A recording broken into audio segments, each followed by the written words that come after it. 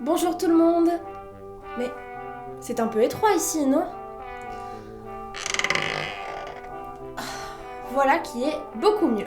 Aujourd'hui, Cinémoi vous explique ce qu'est un cadre au cinéma. Au cinéma, un cadre, c'est une portion de la réalité que choisit de nous montrer le réalisateur. Pour faire simple, tout ce qui est à l'extérieur du cadre, la caméra ne peut pas le voir. Et donc, nous non plus. Tout ce qui est à l'intérieur du cadre, la caméra nous le montre et on appelle ça le champ.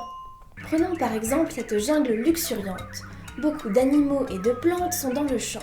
Maintenant, voyons ce qu'il se passe si je choisis de resserrer mon cadre, disons, sur le tigre. Seul le tigre apparaît dans le champ. Tous les autres animaux et les plantes en dehors des limites du cadre ne sont plus visibles à l'image.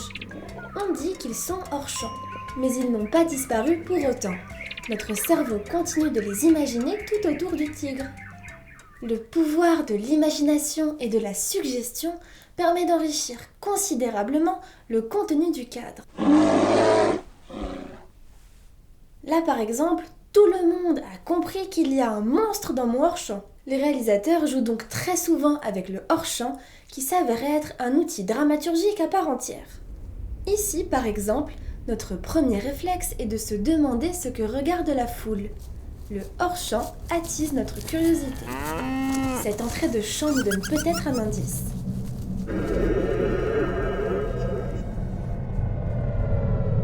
Les voilà tous hors champ. En voyant cette soucoupe, on suppose naturellement que les gens ont été aspirés à bord quand ils étaient hors champ. Nous recollons mentalement les différents morceaux de l'histoire. Le réalisateur peut faire de nombreux choix pour composer son cadre. Après avoir choisi ce qui apparaîtra à l'écran et à quel plan de l'image, il choisit également l'angle de sa caméra. Je veux filmer une séquence où Hugo gronde Barouk. Et je vais tourner 2 plans pour faire ce qu'on appelle un champ contre champ.